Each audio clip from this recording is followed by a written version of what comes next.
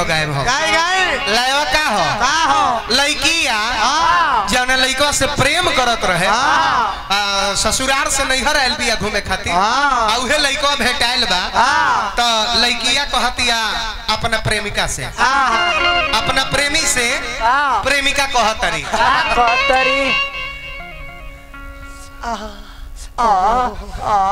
रे कहतिया कि पहले से ज्यादा लगीला चॉकलेटी ओ माय स्वीट हार्ट हई दुइये महीना में निकलल बाटे पेटी कहता कि आज नु तार पेटी फेंक देलक बक्सा फेंक देलक हे खानी ले तो तू यही तरह रहलू ह कि पहले तू रहलू ह अरे तो नई हर में रहलू तू टिटिहरी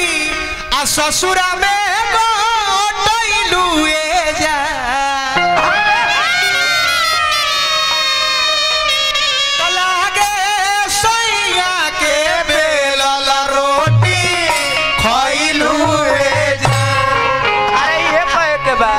कहे के लई है लई है लेकिन लय के सहारा लेके गणेश जी का बोला जाए कहे के बका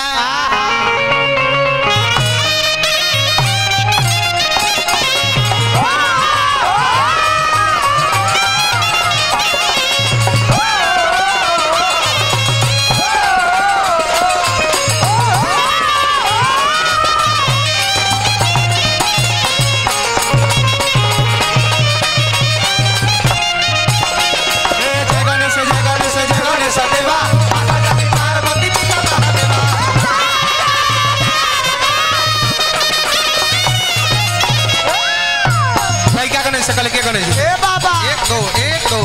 अरे बुद्धि के बड़ा विधाता ए गणेश जी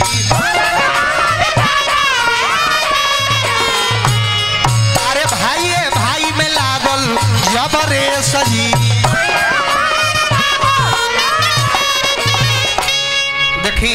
देखाई ये गीत तबे बुझाई जब हमार बात ध्यान से सुनब लड़का जे गाना लिखलक किताब पढ़लस किताब में से मंथन कैलस आ वो पर गाना बनौलस लड़का गणेश जी के कहल गल कि बुद्धि के बड़ा विधाता ये गणेश जी भाई में लागल जब रेस जी ई कब के बात है कब के एक बार के बात है कि गणेश जी और कार्तिक जी दोनों भाई आपस में झगड़ा करे लगा कार्तिक जी कहता रहे कि पहले हमार बियाह होई तो गणेश जी कहता रहे पहले हमार बियाह होई भोलेनाथ देखले कि हमरा रहते लड़का दोनों झगड़ा करिए से तो जीवन के रहला से हो जा फायदा का भोलेनाथ कहले कि बियाह होई लेकिन सबसे पहले वो करे बियाह होई ये तीनों त्रिलोक 14 भुवन के सबसे पहले परिक्रमा को के हमरा लगे आई वो करे माथे सबसे पहले मौड़ तो कार्तिक जी के सवारी हम मोड़ जब इतना बात कार्तिक जी सुन ले तो मोड़वा पर बैठ गए अब फुर से चढ़ के लगले तीनों त्रिलोक 14 भुवन के भ्रमण करे अब फिर में फंस गए गणेश जी सोचले कि अब न हमार सवारी हम घूमे निकलब जहाँ बिल देखी वही जे जाई घूस बुद्धि लगौले कैले का माता पिता के खूब सुंदर आसन दे के वही आसन पर बैठा दी हले और वही लोग के 5 छली परिक्रमा के कहते कि पिताश्री अब हमार विवाह कइल जाओ भोलानाथ कहले कि कैसे बियाह कइल जाओ बर लइका गइल बारे अभी भ्रमण करे खातिर तू कहता रह के बियाह कइल जाओ देखी गणेश जी कितना सुंदर शब्द से भोलेनाथ के जवाब दे पिताजी तीनों त्रिलोक 14 भुवन घूमला से का फायदा बा तीनों त्रिलोक 14 भुवन माई बाबू के चरणिये में पावल जाला जिस घर में माता पिता हंसते नहीं उस घर में कभी देवी देवता बसते नहीं जिस घर में माता पिता हंसते हैं उसी घर में देवी देवता नियत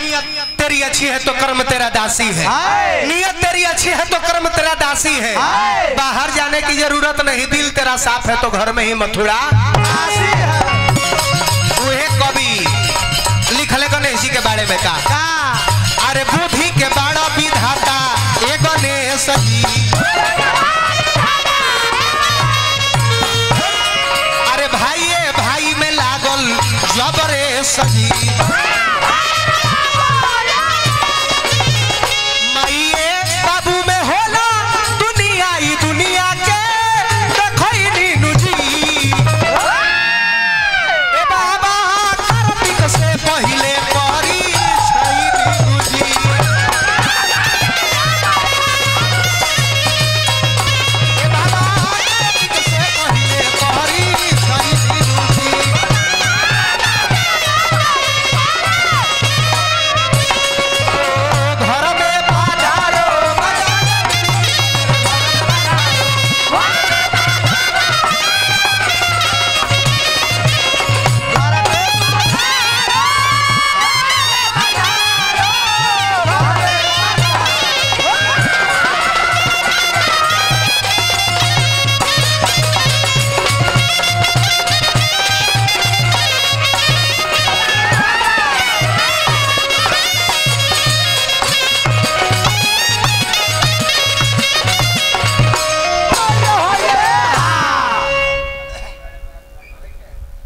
गणेश जी के सुमरन समाप्त। अब एक लाइन में चलते चलते जय जय माई के स्थान पर बनी जाना हमने का भगवती माई के स्थान हो तो चाहब कि तने खाली जयकार हो जाए माई के स्थान पर हो के माई के नाम पर जयकार ना हो महा बेवकूफ वाला काम हो जाए माई